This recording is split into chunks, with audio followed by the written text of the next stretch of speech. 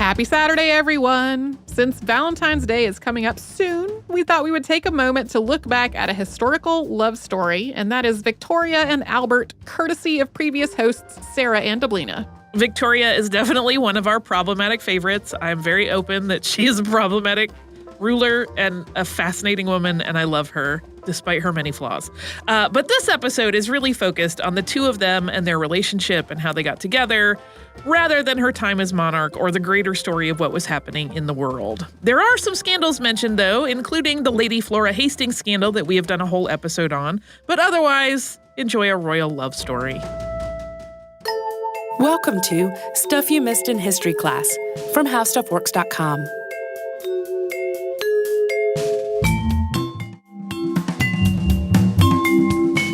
Hello and welcome to the podcast. I'm Sarah Dowdy. And I'm Deblina Chakraborty. And to me, it really seems like Queen Victoria is our classic background podcast character. We've joked before that she just pops up when you least expect her. She really does. I think somebody even suggested once that we have some stock music noise for whenever Queen Victoria appears. But until recently, she hadn't gotten a podcast to herself. Earlier this spring, we finally did an episode on Victoria, focusing on her last great friendship, which was a relationship with her Indian teacher, Abdul Karim. And that was sort of a strange, lesser-known side of Victoria's life. And it was also late in her life. By the time Karim knew Victoria, she was an elderly woman, and the period we focused on was she was in her 70s and her 80s. It was late in Victoria's reign. Yeah, but listeners are usually more interested in the Queen's early years, probably largely because of the recent film Young Victoria, which I'm sure a lot of listeners have seen.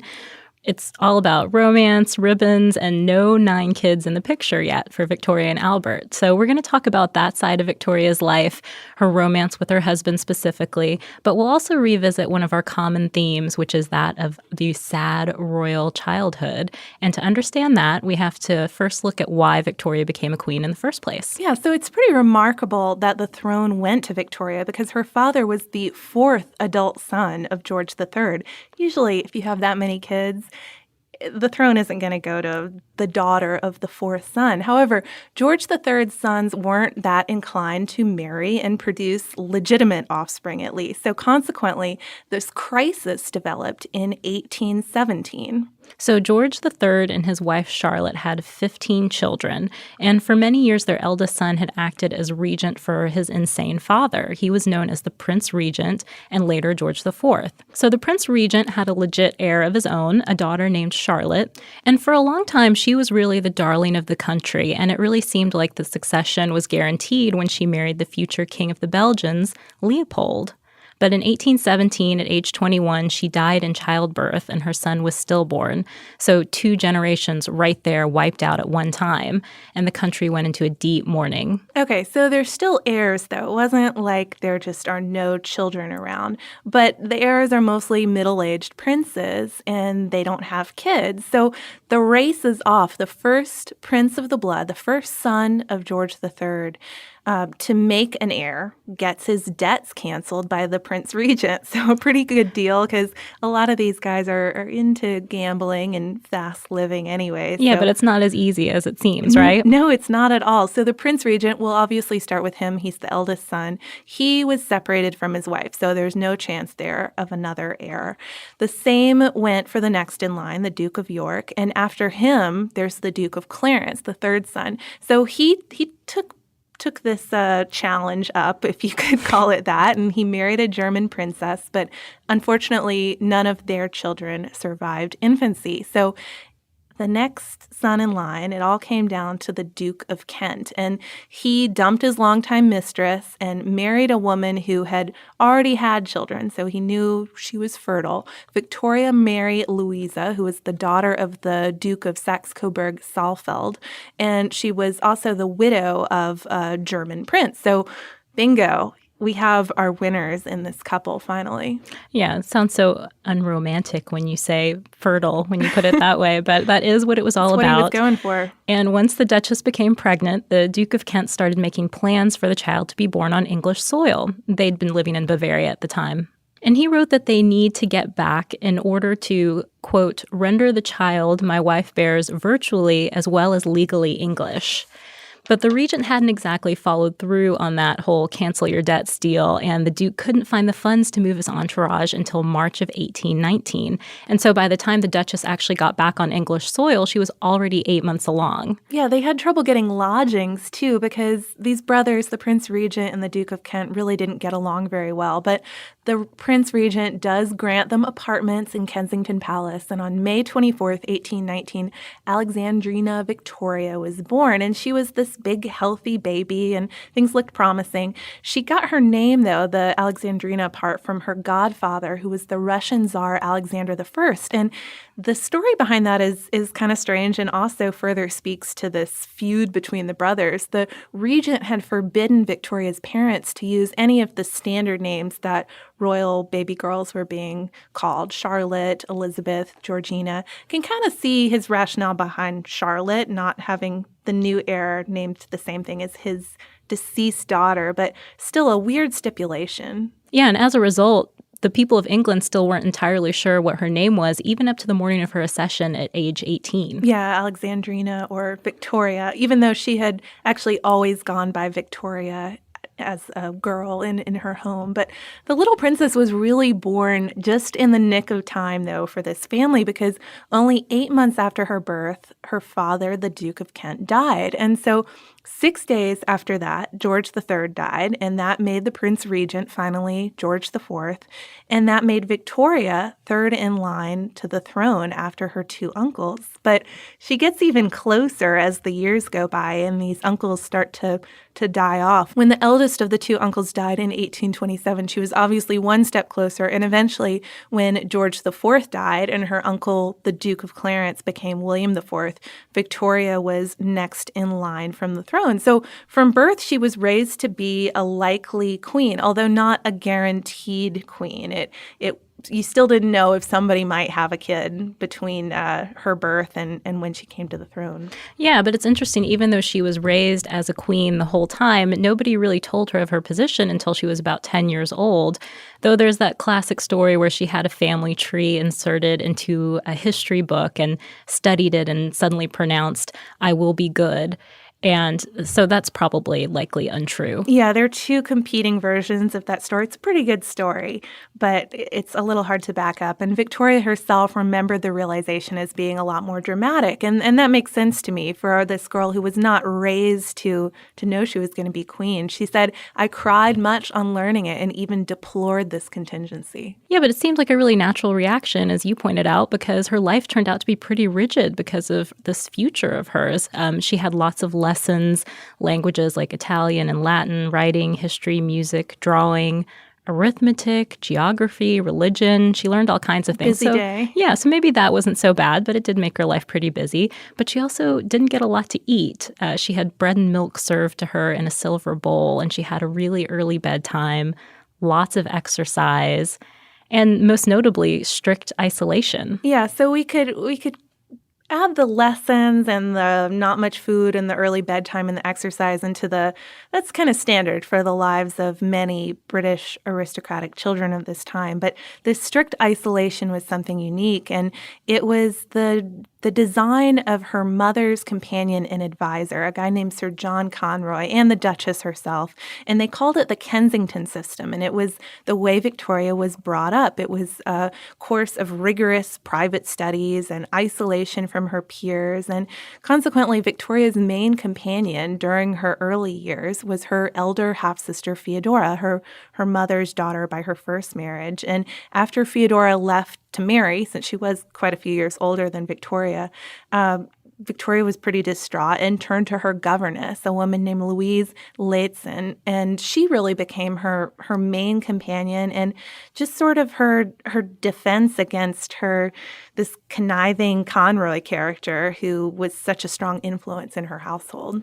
Yeah, and she really needed it because Conroy even kept her away from her own family. He encouraged the Duchess to keep Victoria away from her, quote, wicked uncles. And by isolating Victoria from her paternal family— the royal family. Right. Conroy hoped to create a better position for himself should William IV die before Victoria's majority. And that was really the plan, because hopefully for Conroy, if William IV died, then the Duchess of Kent would become regent. And because Conroy controlled the Duchess of Kent, he would essentially rule England. So it was all a play for power. Definitely. And at one point, when Victoria was sick with a serious illness, Conroy and the Duchess even tried to pressure the 16-year-old princess into extending her minority from age 18 to age 21. She refused, though. Yeah, with the help of her governess, actually, that was something that really endeared the woman to her.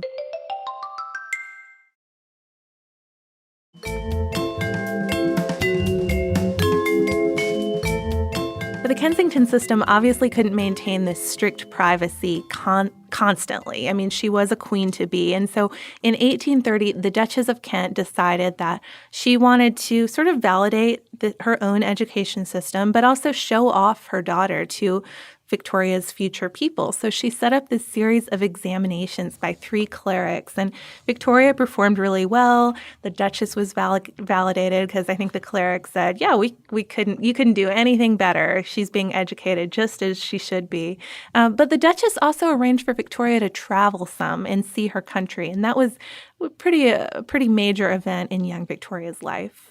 Yeah, and in 1832, before Victoria toured the Midlands and North Wales, she was given a journal by her mother, and she kept a journal for the rest of her life. I think we talked about that a lot in the Victoria and Abdul Karim episode. Yeah, so we know that she eventually even starts journaling in Hindustani, which is pretty impressive. Yeah, but what's interesting is when you look at these early journals, sometimes the politely restrained entries in Victoria's journals of that time period contrast with the, quote, behavior books that she kept from 1830 and on for her governess.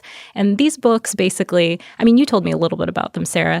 Yeah, it's basically like her governess wanted her to judge herself. So write down her opinion on her conduct, on how she performed in her studies for the day, and do that every single day. So a real self-judgment. So just to illustrate some of the differences you'd see between the two sometimes, in one behavior book entry from September 1832, she wrote that she had been very, very, very, very horribly naughty with many exclamation points. All caps, too. All caps. But on the same day as the horribly naughty entry, all she wrote in her own journal is that the heat was intolerable. Yeah, so, I mean, I think this gives you sort of a sense of Victoria as a young girl. She's sort of dramatic. She has this dramatic flair to her, maybe melodramatic, some would say.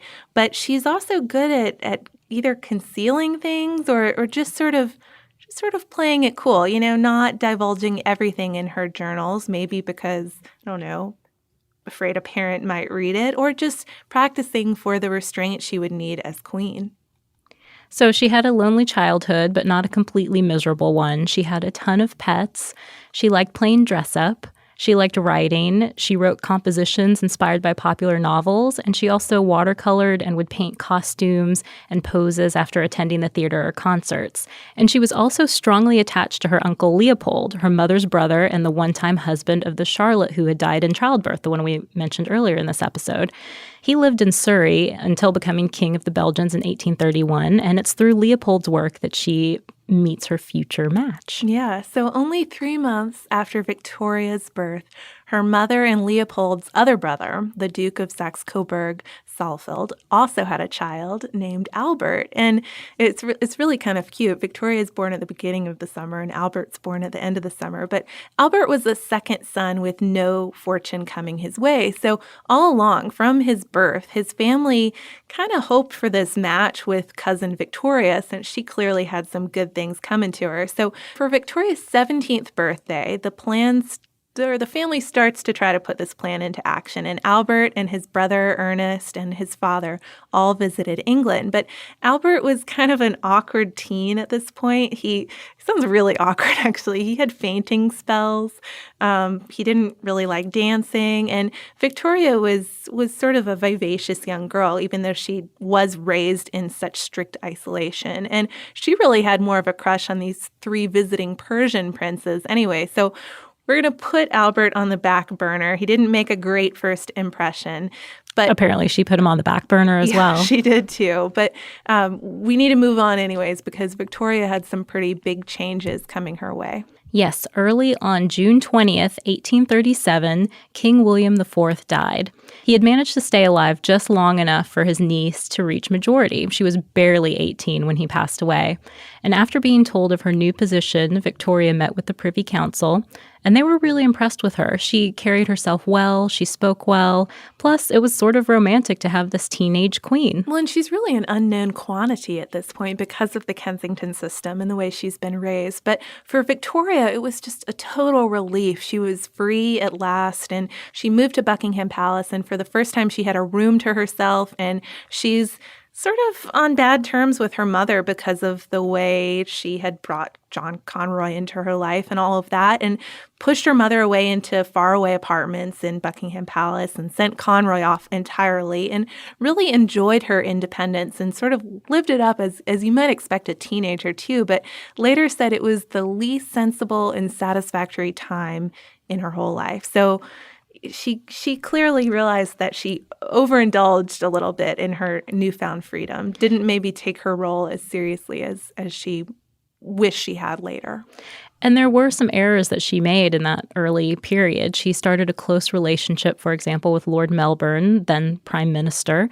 He boosted her self-confidence, but also shaped her politics. She became a Whig at this time and taught her to partly ignore social problems or write them off as the issues of agitators. Yeah, and that partisanship, which of course the Queen was not supposed to be overtly partisan like that, really led to trouble. And two crises broke out in 1839. And the first was the Hastings affair. And this is just sort of a scandalous would-be pregnancy story. But basically, Victoria forced Lady Flora Hastings, who was a maid of honor with Tory connections, so divergent from Victoria's own politics, to undergo a pregnancy examination. And it turned out that Hastings was not pregnant. That was sort of scandal number one. Then within a year, Hastings died of a tumor that hadn't been diagnosed by Victoria's physician.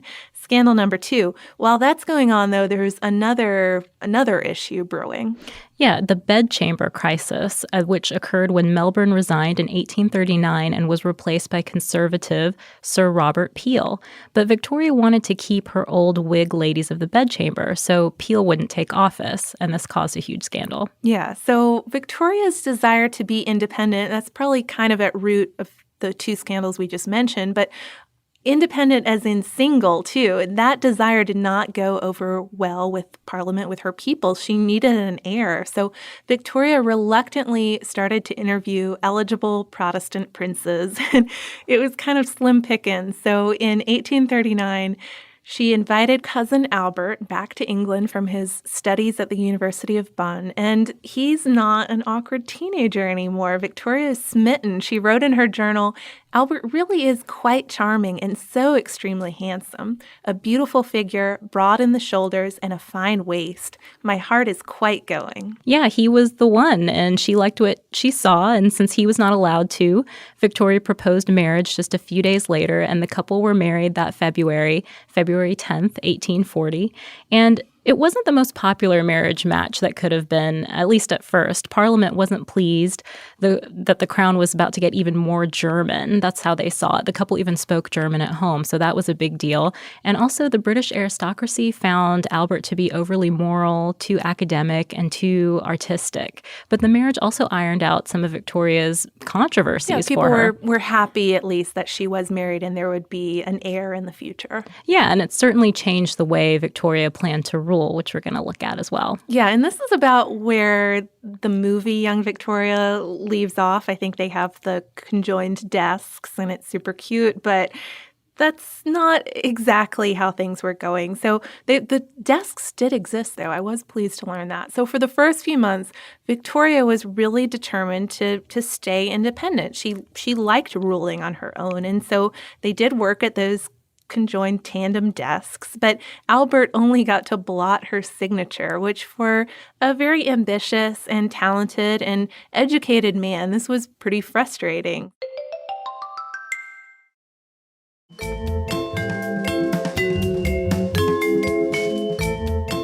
Of course, we all know Victoria starts to have lots of kids, and biology really changed the course of things for her. She got pregnant within weeks of the wedding, and bit by bit, Albert started to take on more important tasks. He would send dispatches. He'd attend meetings with ministers. He even got the key to the secret boxes. And over time, he also started to change the way Victoria thought about things and affect her politics even. Her governess was dismissed, who had been the former main influence in her life. And in 1842, there was an attempt on her life.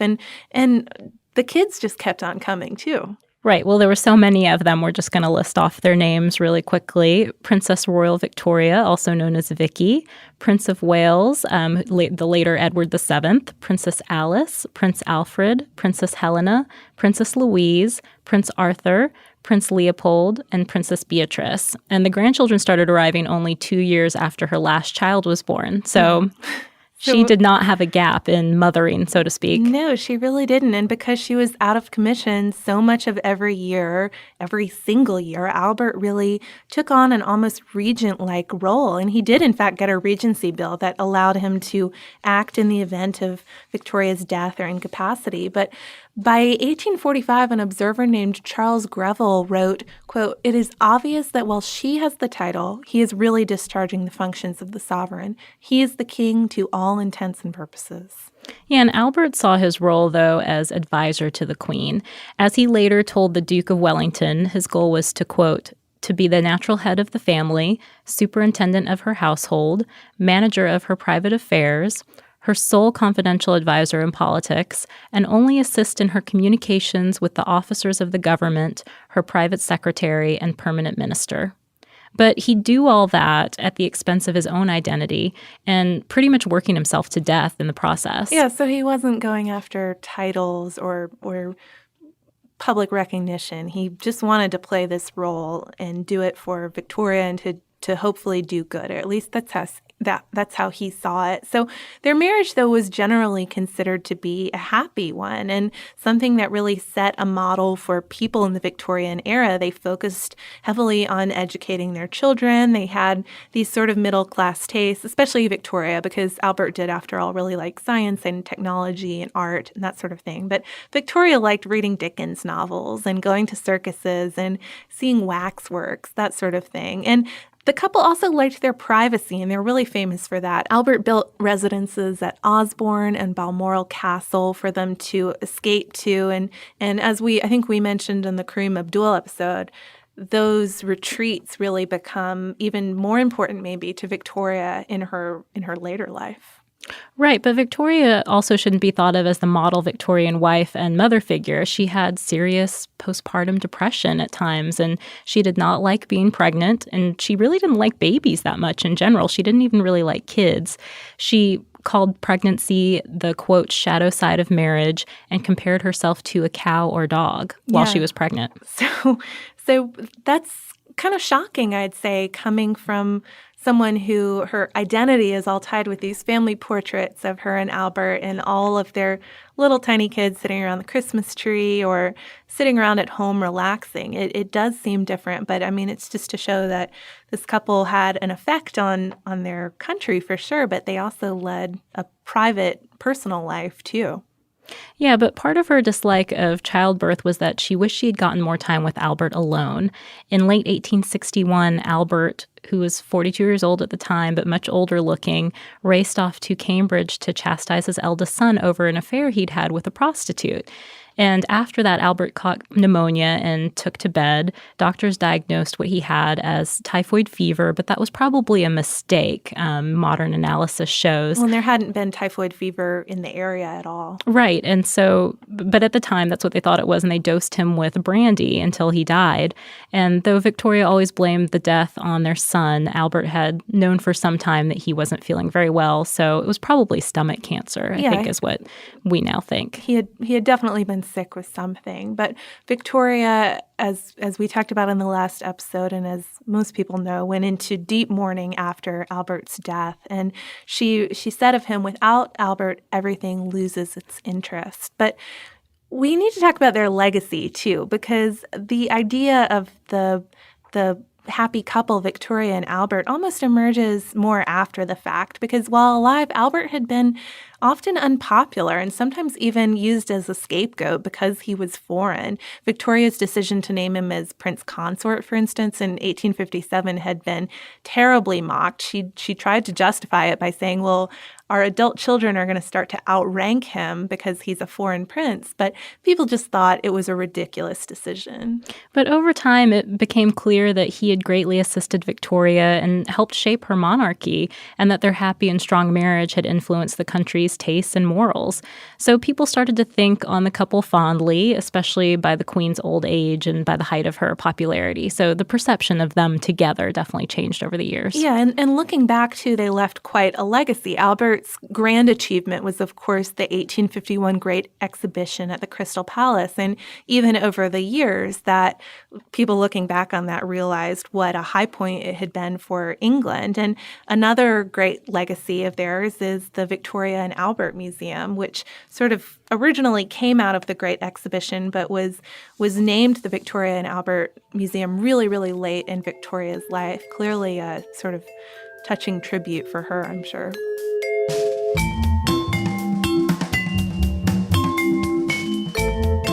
Thank you so much for joining us on this Saturday. If you have heard an email address or a Facebook URL or something similar over the course of today's episode, since it is from the archive, that might be out of date now.